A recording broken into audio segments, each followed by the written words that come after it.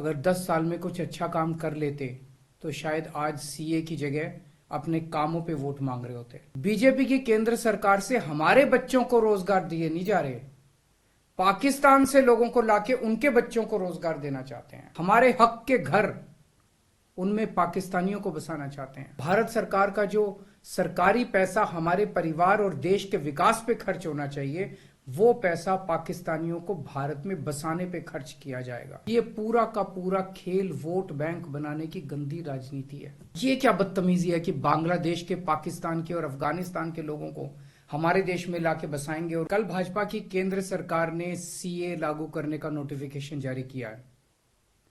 10 साल देश पे राज करने के बाद एन चुनाव के पहले इन लोगों को सीए की बात करनी पड़ रही है। अगर 10 साल में कुछ अच्छा काम कर लेते तो शायद आज सीए की जगह अपने कामों पे वोट मांग रहे होते। आज देश के सामने सबसे बड़ी समस्या महंगाई और बेरोजगारी की है। किसी को भी घर चलाना मुश्किल हो रहा है, इतनी ज्यादा महंगाई हो गई है, कमर तोड़ महंगाई हो रही है। उधर हमारे युवा दर दर की ठोकरें खा रहे हैं रोजगार के लिए, उनके ऊपर डंडे लाठियां बरसाई जा रही हैं।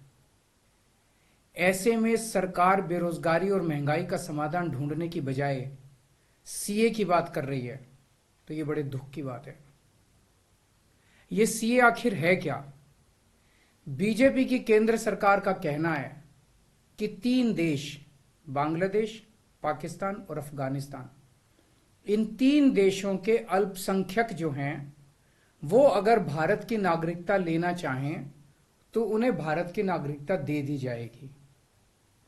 इसका मतलब बड़ी संख्या में यहां से अल्पसंख्यकों को हमारे देश में लाया जाएगा, उनको रोजगार दिए जाएंगे, उनके लिए घर बनाए जाएंगे, उनको यहां बसाया जाएगा।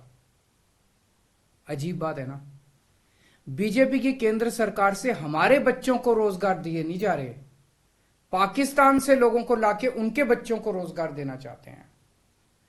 हमारे लोगों के पास तो घर नहीं है, भारत के तो ढेरों लोग बेघर हैं, लेकिन बीजेपी वाले पाकिस्तान से लोगों को लाके उन्हें भारत में बसाना चाहते हैं, उनको घर देना चाहते हैं। हमारे रोजगार उनके बच्चों को देना चाहते हैं। हमारे हक के घर उनमें पाकिस्तानियों को बसाना चाहते हैं। भारत सरकार का जो सरकारी पैसा हमारे परिवार और देश के विकास पे खर्च होना चाहिए, वो पैसा पाकिस्तानियों को भारत में बसाने पे खर्च किया जाएगा। इन 3 देशों में लगभग 2.5 से 3 करोड़ अल्पसंख्यक हैं। ये तीनों बहुत गरीब देश हैं। जैसे ही भारत के दरवाजे खुलेंगे, इन 3 देशों से भारी भीड़ हमारे भारत में आ जाएगी। अगर इन 2.5-3 करोड़ में से 1.5 करोड़ लोग भी भारत आ गए तो कौन देगा इनको रोजगार? कहां बसाओगे इनको? बीजेपी वाले अपने घर में बसाएंगे क्या इनको? इनके अपने घर में रखेंगे क्या इनको? बीजेपी वाले देंगे क्या इनको रोजगार? कौन देगा इनको रोजगार? तो प्रश्न उठता है कि बीजेपी ऐसा क्यों कर रही है। कई लोगों से मैंने बात की, कुछ लोगों का कहना है कि ये पूरा का पूरा खेल वोट बैंक बनाने की गंदी राजनीति है। इन तीनों देशों से 1.5-2 करोड़ लोगों को अगर भारत ले आया गया और उनको चुन चुन के इस तरह से देश के अलग अलग भागों में बसाया गया, जिससे जहां जहां बीजेपी के वोट कम है वहां झुग्गियां डाल के अगर इन लोगों को वहां बसाया गया तो वहां बीजेपी का एक पक्का वोट बैंक तैयार हो जाएगा, बीजेपी के वोट बढ़ जाएंगे। और आने वाले इस चुनाव में तो नहीं, आने वाले भविष्य के चुनाव में बीजेपी को इससे बहुत बड़ा चुनावी फायदा मिल सकता है, ऐसा कुछ लोगों का कहना है। मुझे नहीं पता ये सच है कि गलत, लेकिन सबसे बड़ा प्रश्न है कि बीजेपी ये क्यों कर रही है। एक तरफ बीजेपी की हरियाणा सरकार हरियाणा के बच्चों को रोजगार देने में असमर्थ है। रोजगार के लिए हरियाणा सरकार अपने बच्चों को इजराइल भेज रही है। इजराइल में हम सब जानते हैं कि युद्ध चल रहा है, हमारे बच्चों को युद्ध में धकेला जा रहा है। अपने बच्चों को तो रोजगार है नहीं और पाकिस्तानियों को भारत लाके उनके बच्चों को रोजगार देना चाहते हो। मेरी तो यह बात बिल्कुल समझ से परे है। बीजेपी वाले पूरी दुनिया से बिल्कुल उल्टा चल रहे हैं। पूरी दुनिया में कोई भी देश अपने पड़ोसी देशों के गरीबों को अपने घर नहीं लाना चाहता।